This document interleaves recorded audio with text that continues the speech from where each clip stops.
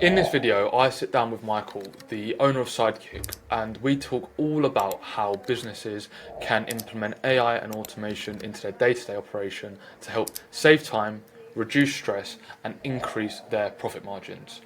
At Montaj Digital, we help service-based businesses implement ads, AI, and automation to achieve more revenue and have less stress when running their business. We've actually recently put together a 6-step questionnaire that, once answered, will give you a score out of 100, and it will tell you where you sit when it comes to AI and automation, and also give you the exact next steps on how to improve your business. If you want to give that a go, it's completely free. Just head over to aiquiz.montagedigital.io, that's MONTAJ digital.io, or click the link in the description. I hope you enjoyed this video as much as I enjoyed recording it. Hey Michael, thank you for taking the time to have this conversation with me. We're just going to have a little chat all around AI, automations, marketing, just really kind of discuss what's kind of going on at the moment in the world and how our expertise can be applied to kind of local and national businesses. So before we start, Michael, can you introduce yourself, Sidekick, and what you've been up to? Yeah, sure thing. Kai, thank you very much for inviting me on as well. So I really appreciate that. So yeah, where do I start? I think that's the. I think look, we'll go back to like my entire background has pretty much been in sales, and where I've mainly sold is around like AI, data science. I used to run the biggest community, and in Europe. We used to hold big conferences back in like 2014, 2015. I moved into the tech space, selling software, mainly CRM and analytics tools from there. And then, yeah, I've pretty much spent my entire career selling in software and Nice. AI. So, yeah. Nice. It's interesting you say that because I have this conversation quite a lot. A lot of people think that only existed like 3 years ago when ChatGPT came out, but Yeah, obviously AI has been artificial intelligence, large language models, however you want to look at it. It's been around for obviously years and years. It's just only now been yeah, kind of publicly accepted, not accepted, understood, I should say. Talk yeah, to yeah. me about like what's the kind of perception of it? How's it changed? What kind of clients are interested in it when you look at 2014, 2015, when you first kind of started, to now in 2026? It's a great question. A good one to start with. I think like adoption is one thing that I like that we can see. Like when we go back to 2015, I used to go to conferences and see companies with stands of like robotic arms moving around, and it's like, when's this going to be applied? How's it going to be applied? I was there. I witnessed like early companies building in like facial recognition, which was like really kind of the start of what we're looking around with data science. We've seen companies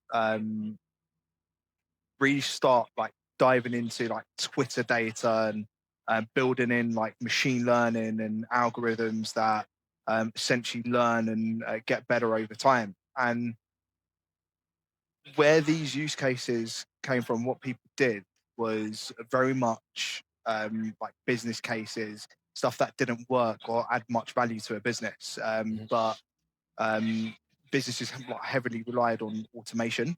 mhm. Fast forward down the years, you see ChatGPT come to market, and that just gave everyone access to a kind of all-knowing, omniscient, omnipotent type of tool that you could go in and get it to do stuff for you. Mhm. Historically, if you ran a business, you think about automation, you'd need people to come in and build automation for you. And so the biggest transformation I've seen is um, AI was like this nice thing, data science is a nice thing that's being built in the background. Some enterprise companies using it Mhm. all the way through now where everyone can use it and do things that will add value to their day to day and add value to their businesses, to their personal life, and so on and so forth. It's really cool. Yeah, I feel like we just said kind of makes me think about two things. Yeah. One is that AI is a double-edged sword. Yeah. And what I mean by that is it unlocks so many capabilities, which is amazing.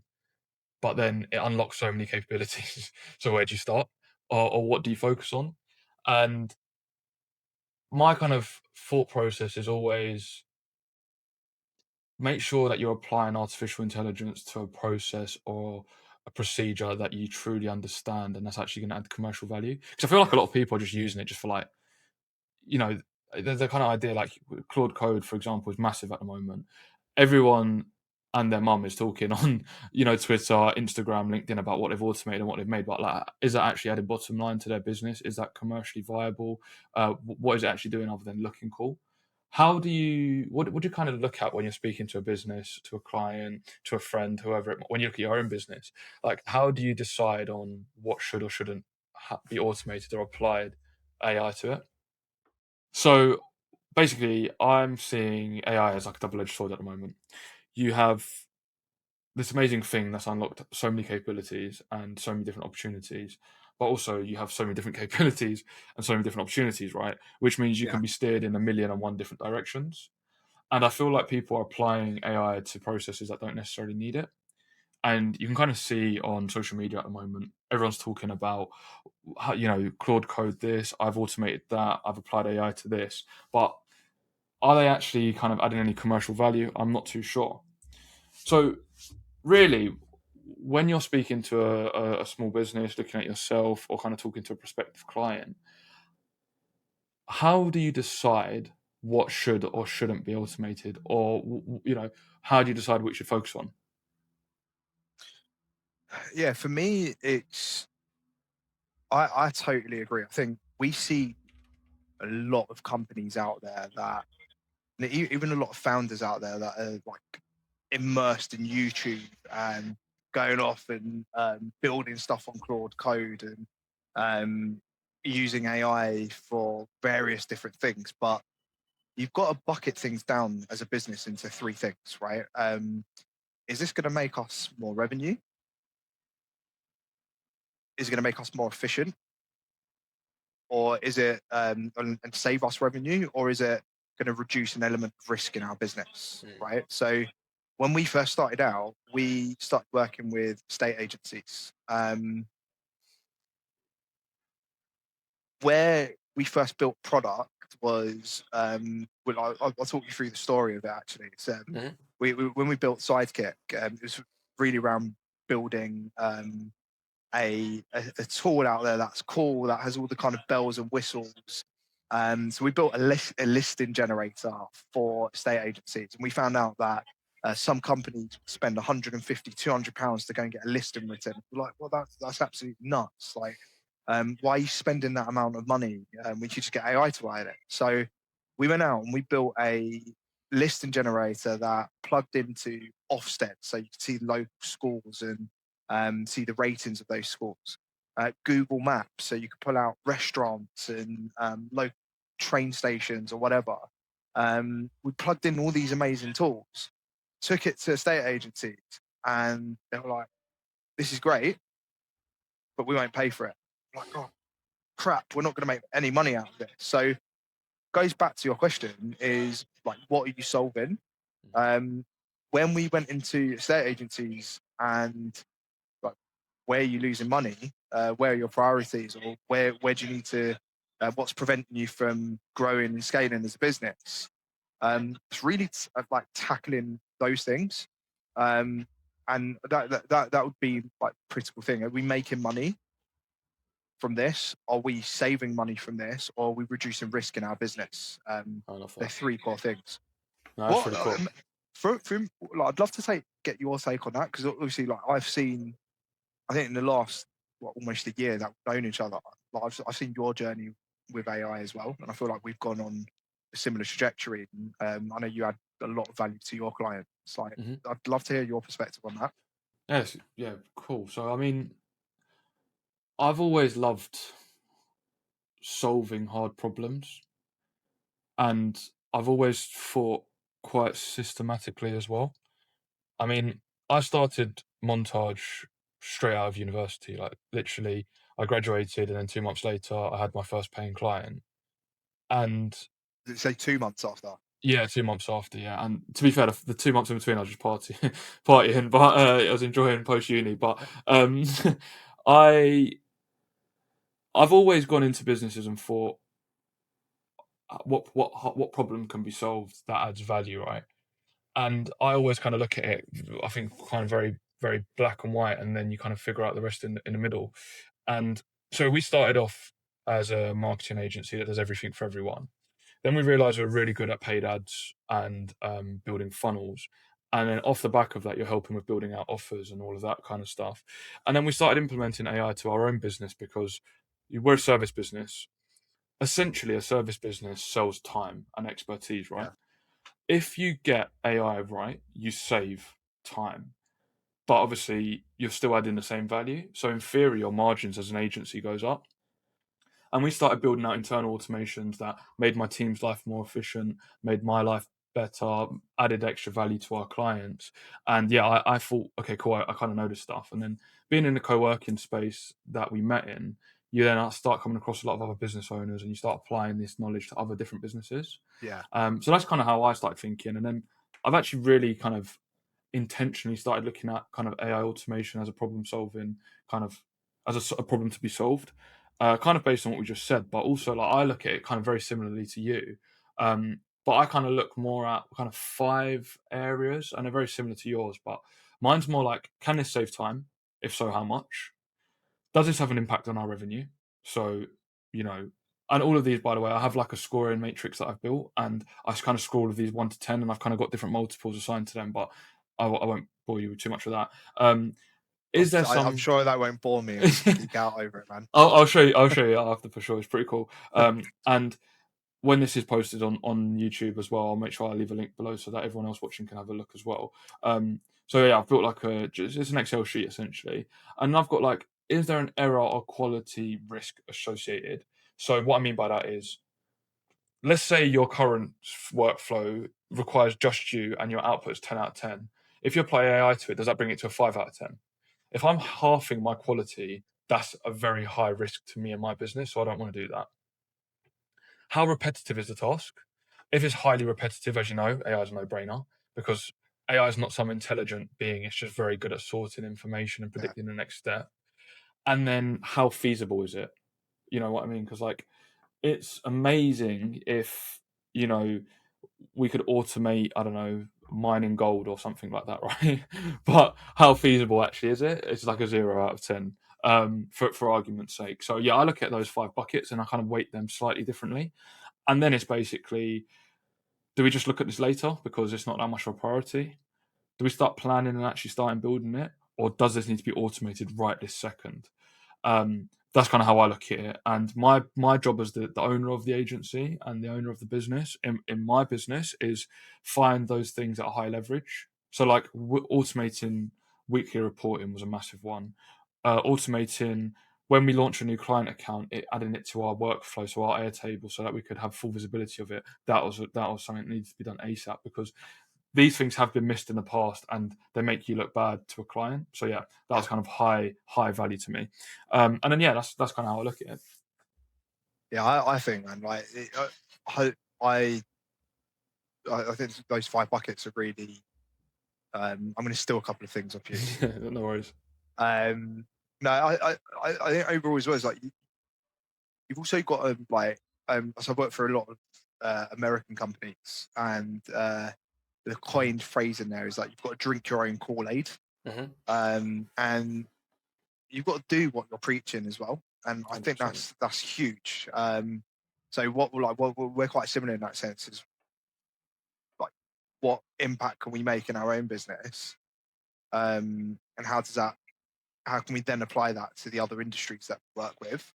And we should always test things in our own business. And you can almost make, you should be able to make mistakes in your own business, get it wrong, do things in a controlled and measured way. But ultimately, we were like, when we first started, we were selling like speed to lead, getting AI to go out and qualify.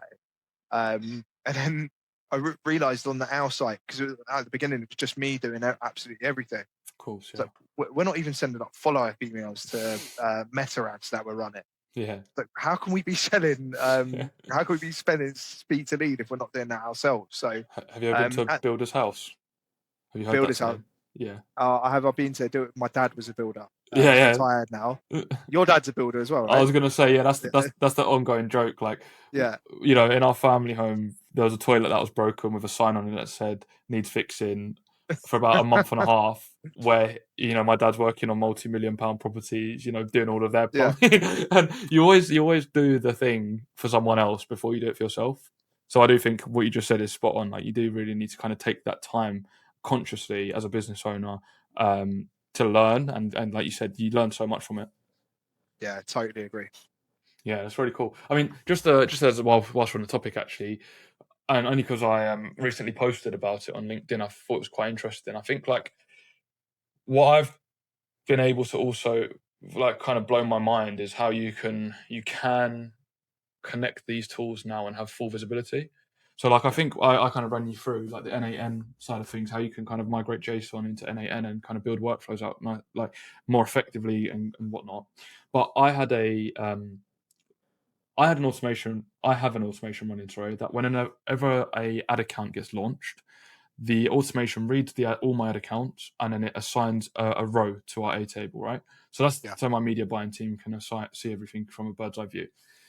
I onboarded 2 new clients over the weekend, and I manually ran the workflow, and like nothing was being updated. I was like, "What is going on?" And I just kept looking and kept looking. I was like, "I can't figure this problem out." So I went over to my terminal. I literally said, why is this insert workflow name? I can't remember the exact name. Why is a Google Plus meta ad workflow, whatever it was called, not working?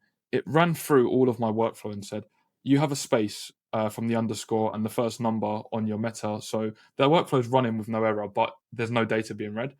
So Yeah. basically, that I had one little space on a spreadsheet of hundreds of rows that had I not spotted that, or had my system not spotted that, you know, that automation just wouldn't run.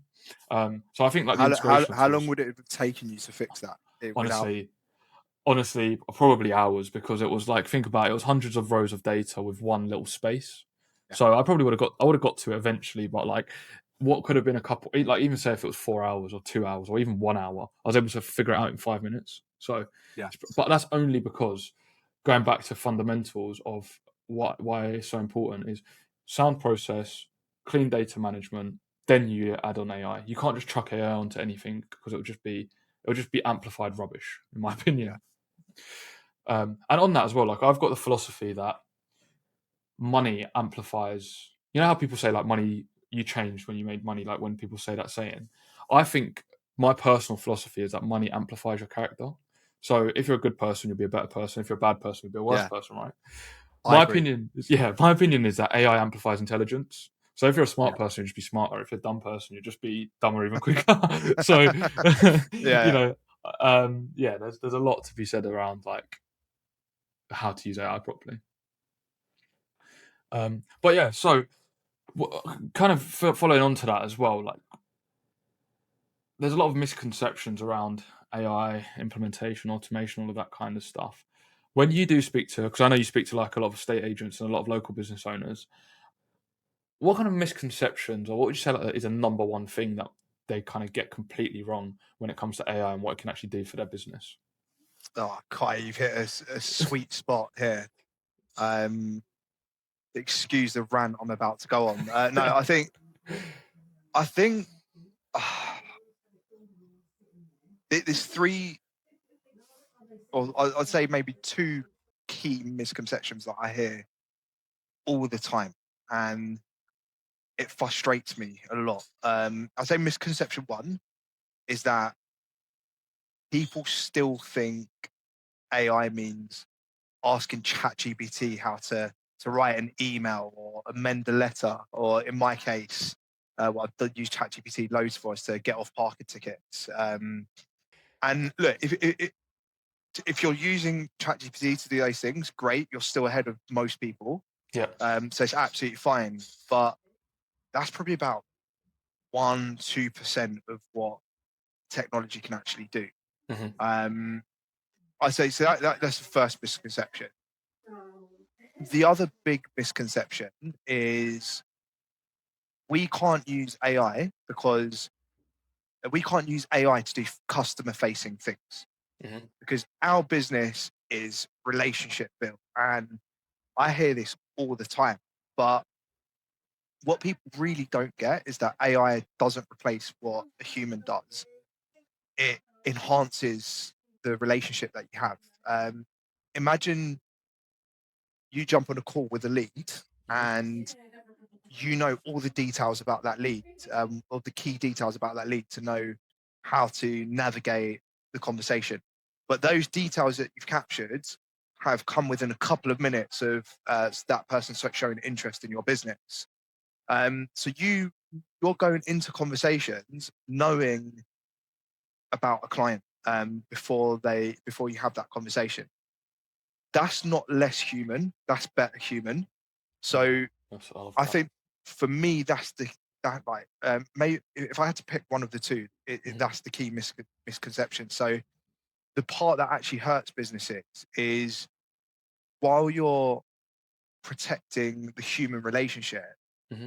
If a uh, if a buyer inquired about or showed some interest yesterday, Hmm. you haven't responded yet, or your competitor responded like 2 minutes after, that lead's now gone. You've lost it to a competitor, all because you're a Yeah. relationship built business. So I would say, look, get AI working with clients, Hmm. and even if it's just handling calls for you, or even if it's a text service or a chatbot service. I don't like chatbots. Hmm. I think, but they're better than having nothing. Get Yeah. AI interacting with people because we're in a world of where especially we look at the new generation coming through. We want instant gratification. Yeah.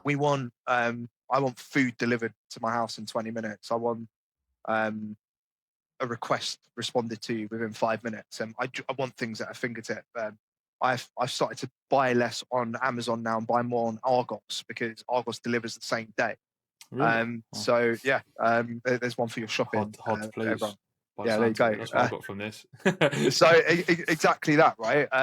So people want instant communication, and it's your duty as a business to try and provide that, given the access to tools out there. So misconception, I'd rank it number one. Get it out there, like, get it working with your customers. Yeah, I love that. Funny enough, I've had the same scenario recently where I have a supplier that I use regularly for a particular service, and they've taken a bit longer than usual. And there's still loyalty there. I still love them and I still work with them, but it's then prompted me to go and speak to others because I'm like, I need this now. And exactly, or like, if even if it's just acknowledgement, I'm going to get back to you soon. I think that's where it could, that kind of almost triage. Like, Yeah, it yeah. doesn't you don't have to come with the answer, but at least acknowledgement of, hey, by the way, I've seen this. I'll be getting back to you shortly. Such a simple thing, I want to or feel heard. tell me things. Yeah, yeah, 100%. I Yeah. think what you said about the researching is fantastic. I think post call is so important too. Mm, So I have, and it's a nice use case for anyone listening or for yourself to kind of nab as well. So I use Fathom for all calls. That it joins every call, it transcribes, and it records every single call that I'm on. What I can now do off the back of that is utilize a template and a tool like Gamma, for example. Gamma is a deck builder where I can give it the template that I use. I can give it the call transcript and have within 5 minutes, even less really, post call, a fully personalized deck that goes through Michael and Sidekick's problems and how Montage Digital and Kaiyan are going to be able to solve said problem. And it's like that's something you'd have to wait 48 hours for usually, right? yeah, So yeah, I think you're spot on with that. I think again just mate. amplifies it. Yeah, sorry. I thought you were going to go into a No, question no, there. yeah. I just want to echo that because Hmm. it's so funny. I was showing a couple of people in our working space today. Hmm.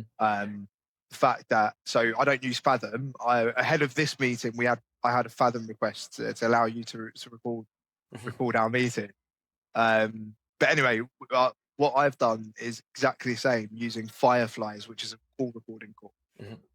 dropping the transcript into Claude Code, Hmm. which has my access to my branding. Hmm. We've built a skill around, so it knows exactly the business, and it will come out with a deck. But also, let's say you and I are on a call, and you have a few questions around what's our pricing model, whatever. It will say, "Kai, here are the questions you asked, and it will already populate the answers to it. Mm, And I'm sending that in 5 minutes. yeah, So drinking your own Kool-Aid, going back to that old narrative, it's exactly that. Like speed for everything, but it's also speed and quality if you're using it in the right way. 100%. And I think kind of what you just said about the Claude thing, something I've been banging on a lot around. Is how to maintain quality and speed. The only way to maintain quality when using AI is to have a structured set of company knowledge, something like a brain or an AI operating system that knows everything about your business, your ideal customer, your services, some key pain points, your branding, all of that. That right now Claude's the big daddy, right? Claude is the winner of the AI race right now. However, if a new platform comes out tomorrow or ChatGPT bucks up its ideas again, having some sort of contextualized brain that you could swipe and deploy into whatever system you use and pick up where you left off, because prompting was such an important skill a year ago. The platforms are good enough to prompt themselves now. It's the Yeah, agreed. context that you need to give, and context is infinite unless you give it a structured kind of parameters, almost like bowling with the lanes up essentially. And you need to Yeah. make sure that you're always doing that when you're using AI models to get the most effective use case, I think. What I'd love to get your take on how you think about like an operating system with AI, because that's a hot topic at the moment and Yeah. one that we're really thinking about. An operating system, it to us is just a centralized place where everything lives, and you can go and ask AI to do, Mhm. or let's say you're using Claude um, to do various tasks and things, which we can get into in a moment. But I'd love to. What's your take on Yeah. what's an operator? Yeah, So yeah, we built an AI operating system, Montage OS, quite a while ago now, and we're doing that for clients as well at the moment. well, like custom And build or yeah, custom build. yeah, And what they're essentially how we're kind of modeling it is, so how mine works is, that example I shared with finding that space in our Airtable base. Why that was so successful is because I've got a brain of knowledge that knows everything about Montage Digital, everything about every single one of our clients. It has all of our call transcripts. It organizes them by clients once the transcript is finished. It contextualizes any information, and I can pull from that and build on that. And it's a snowball. It starts off as a little snowball and it keeps rolling and rolling and rolling and rolling until it's a big scary snowman that can do a lot of things very, very powerfully. So my opinion is that they're paramount for businesses. I read a really interesting stat recently that essentially, obviously, there's like what, I don't know, 8, 9 billion people in the world. There's really like, almost 7 billion people have never used AI before. So we think that like, I don't know about you, but I mean, I've never really ever had anxiety until starting business and feeling like I need to be on top of AI constantly, right? Because it's moved so fast. But almost 7 billion people in the world have never used AI. 1.5 billion people just use free chatbots like, ChatGPT, the free version of Claude, etc.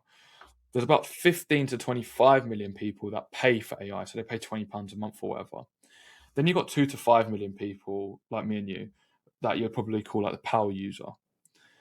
There's a gap between those who have never used AI and those who are power users, and we are still early, but that gap is just going to get bigger and bigger and bigger because if you have a self-learning brain, essentially an AI operating system is kind of how we're coining it and how we're positioning it, that's going to constantly evolve with you. It's like yeah, having a junior in the business that, you know, it's like having a junior employee in your business that learns at the rate of a CEO and it evolves at the rate of a C-suite executive. So yeah, I think for any, so again, I keep saying service based, but really anything, because that would work for an e-commerce business too. It would just allow you to multiply, and it's allowed us to, it's allowed me to operate, with a very lean team, but we're doing a lot, and we're managing a lot because I have everything at the touch of a fingertip. Writing a few lines of code, a yeah, few chats, and also the way we build it is chat based. So it's almost like you're WhatsApping another team member basically to say, hey, Michael, I need this information. I can open my terminal and say, hey, I need to know about Sidekick and the last project we worked on because we're about to launch a new campaign. I need to understand what landing page we ran and da da da da da. And I've got all of that information at my fingertips. yeah. I echo everything you said. I think like for us, where we've started to navigate as a business is like year one for us was MVP, right? So Mhm. for those of you that don't know, MVP's minimal viable product. We're trying to figure out if we actually have a business. To the earlier part of the conversation, can we add value to people? And like year one tick, lost a lot of hair along the way, but year one tick, right? So year two is now like, how do we scale up? And again, we've alluded to it earlier, but how do we get our delivery costs down? Mhm. To get our delivery costs down, we need to deliver quicker. And it's as simple as that, right? As part of that means that we need to run efficiently internally. Um, and I think as a founder, where I've struggled, now we've got a team, there's 7 of us in the business. There's a lot of reliance and a lot of slacks coming my way every day asking me loads of questions. And it's like, crap, we need to get everything centralized now. And I need to get everything out of my head or Mhm. everything out of that private folder on Google Drive and stick it in one place. Mhm. Um, so what we did is we went for a massive like tech consolidation recently using Claude Code. So I'd recommend this to anyone that has the same challenges, data siloed everywhere. And we put everything into Notion. Mhm. So over the last week, I can now go into my chatbot and say, what is Kai's plan for the week? How's he tracking against his goals? Because Mhm. the way we're operating now is you're going to fill out what you're going to do for the week. You're going to put it in Notion, and we can track that. Or where are we Nice. at on X project? One of the most beneficial things I got was um, I asked it, what are all our subscriptions? Mhm. And we started to pull in usage logs on some of those. So which ones are we logging in? Which ones are we actually using, spending money Nice. on? Which ones could we replace by just building them ourselves, and so on and so forth. So I can now go in at any point and just ask it questions, but also say, plan my day, organize my day for me. Yeah. What Yeah. are the 3 priorities? What clients are we focused on? What's their usage on our platforms, etc., etc. Love that. And I now have this all-knowing piece. Maybe there's 15% that still lives in my brain somewhere, Yeah. Yeah. but the rest, the 85%, if I'm off on holiday tomorrow, my team has a question, they can go and get an answer to it. Yeah. And that's huge for us. Amazing. It's going to be a game changer. I know that. Yeah, no, amazing. I agree with that. We did that about 7, 8 months ago, where we organised everything, and this was before Claude Code was good enough to do a lot of the organising for you. So Yeah, it was a boring few weekends, I'll be honest. But I might have it's stolen the idea from you, Kai. Maybe. that's I don't mind. But my another why that is so important with what you've just said and having your data neatly organised is because what you've just said about the planning. So like every morning, I have a skill that runs at 7 a.m. every morning, which reads my Google Calendar, my Slack, my Gmail, my Notion, my Airtable, and I think that's and all my Fathom calls. And it'll basically say, because I'm very good at deep in the morning. So like I usually start working very early because I'm focused time. That's why I like my super focused time in the morning, so I can then You're react five to a. everything. You're part of the 5 a.m. I club, I right? am indeed, yeah. So I'll be at my desk most days at like 5:30. So I know what I need to work on straight away. It'll be like things I need to really push the business forward. But then I'll get a message coming in saying, these are your top 3 morning priorities. These are your top 3 afternoon priorities. This is what you might have missed over the night that's coming from email or Slack. You said to Ibrahim on Slack that you're going to get this to him, but you haven't done yet. Make sure you do this. This is what Helen needs to do. This is what Ibrahim needs to do, etc., etc., etc. And it actually outlines, because it's got access and eyes on everything. It's basically allows me to update my team. And when we have our morning huddles every day, I can say, cool, I already know most of this stuff anyway. However, Ibrahim, just remind me, where are we at with X project, because I've got this flag that is still on, it's not done just yet. So then it's also making sure that the team understand what needs to be prioritized and what doesn't. So it's really clever. And you can't do that. Like you can't just apply that unless you've got good data and nicely organized data, right? Yeah, I think I hate the phrase, but I love it at the same time. Dirty data. Nice. You can't do anything if your data's not structured in the right way. Um, you can't. I mean, when you say you can't do anything, you can't do anything efficiently, Yeah. or anything that's going to move the needle massively in your business to the level that we're talking about.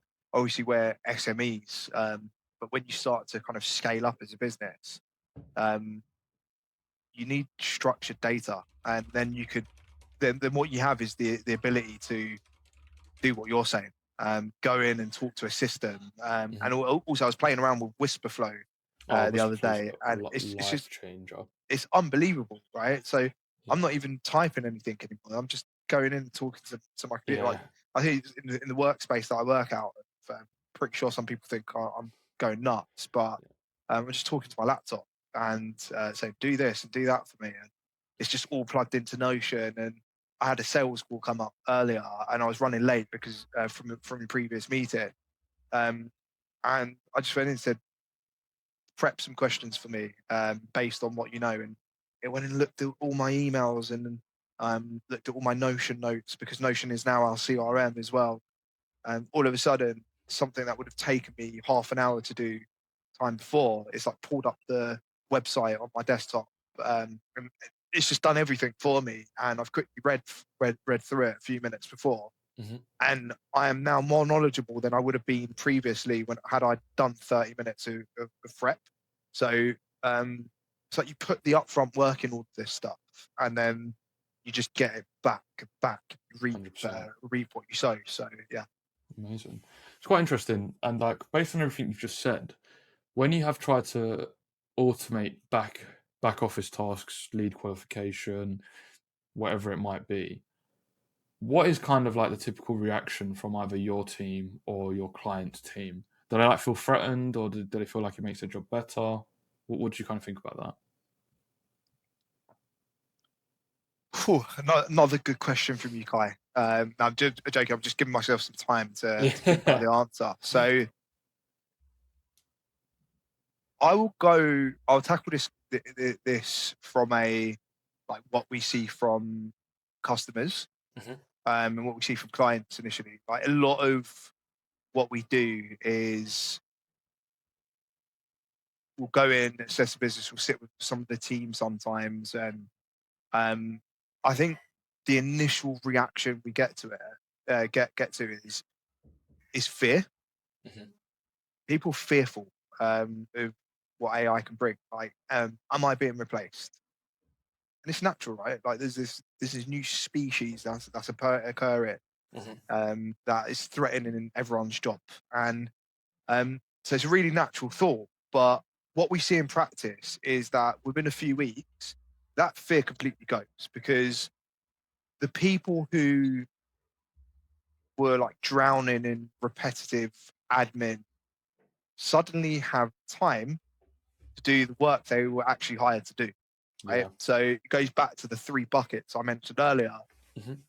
We moving the needle from a monetary perspective, saving time, like to use one of your pillars, are we reducing risk in the business? Like, it gives you focus areas because you're not doing Yeah. mundane, repetitive tasks. So the quality's just gone up. Mhm. If you think about it, so people's reluctance then turns into okay, we're doing our job better. It raises the baseline quality, but not because AI is doing better work. It's because the process is now consistent. And Yeah. consistency is the key to success. So before automation, quality wildly depended on whether you were having a good day, for example, or but after automation, the floor is higher and everything works. So there's been a massive shift. So AI handles the tasks that drain people. Basically, it frees them up. Work that actually, and so they can do the work that actually energizes them. You can build better client relationships. You've got sparring partners who do more creative thinking with, more problem solving. Um, so there's a lot that comes with it. So the initial fear, but then once people are actually using it the right way, like shift is huge. Yeah, I love that. There's this like thought process in it's all businesses really, but agency business or again any kind of business where you're selling a service or you're selling the time essentially Yeah, called utilization rate, which yeah, basically is like what percentage of someone's time is actually being on billable hours. And yeah, like that is what kills a lot of agencies, law firms, estate agents, whatever it might be, because they spend so much time 30, 40, 50, 60% of their day on admin and reporting and whatever it might be. So I totally agree. I think if anything, it allows you to operate in a smarter way. And I think, again, it's like, it's a bit of a cliche nowadays, but it's like you're not going to be replaced by AI, but you're going to be replaced with someone or somebody or some company or whatever it might be that has embraced AI and is utilizing AI in an effective manner, as opposed to, I'll get back to that at some stage. So I do think it's very time sensitive. I do think there's still, you're still early, but I do think that that gap is going to start closing extremely quickly.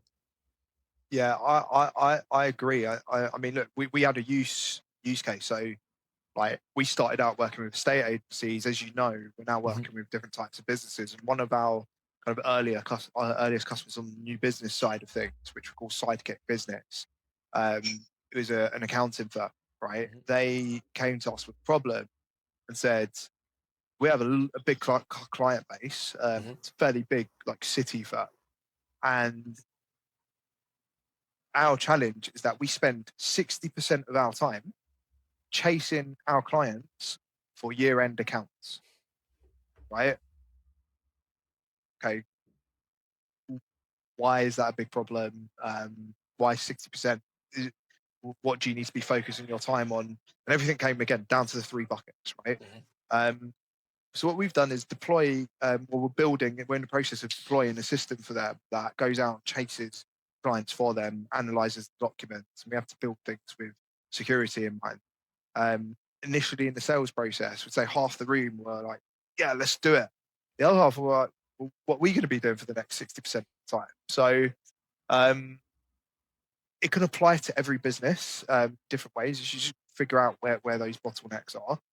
How do you see it from a marketing perspective? Like where, like obviously, what you're dealing a lot with customers is like generating assets, Hmm. creatives, and that kind of thing. Where like AI is like for me maybe not the most up to scratch, the best at creating those ads and assets. And I know like from conversations you and I have had in the past where you've created some amazing hacks around like how to produce really top quality content using AI. Like what are you seeing from a market perspective on the creative side? It's super interesting to hear that. Great question. So yeah, we're doing a lot of, so we help businesses scale from using ads, AI, automation, building funnels, all of that kind of stuff. Recently, Meta came out with a new update they call Andromeda. Yeah, Andromeda it's basically changed the game in the way that Meta ads run. How Meta ads used to run is you'd build really detailed interest profiles. You'd say, I want to target this area, like with women that are interested in cats and all this kind of stuff, right? And you'd get super specific, and that's how the data that Meta provided was so strong, that's how you'd win. However, Meta now kind of it rewards creative as opposed to interest. So what that means is you need to be testing a load of different angles very often, and the platform decides, and it knows the customer so well, it decides what kind of content it will like. But you need to yeah, be testing so many completely different angles. So how it's good is, one, you need that very good strong brain that we kind of spoke about, an AI operating system, whether that's for yourself or for your client, so that you understand deeply who your ideal customer is, or your client's ideal customer. You understand deeply what your service is, what the key differentiators are for your service as opposed to your competitor's service, for example. And then what it's allowed you to do is spin up a load of different concepts. Of each concept, you can spin up a load of different ideas. And then what you can do is you can be really clever and you can create assets using Claude Code or a similar kind of tool, with all your brand guidelines and whatnot, in literally a matter of minutes if you do it correctly. What you can then do is you can download them. You can either create them as HTML, download them as or download them as a PDF, and you can put them into a Canva if you're kind of a smaller, leaner team.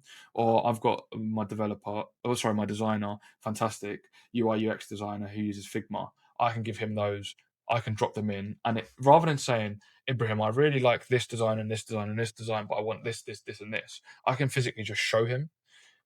yeah, So the briefing's 10 times better because there's no guessing, because you just see it and you just make it better. So that's how I'm using it for creative. There's a lot of UGC kind of capabilities of using 11 Labs or similar.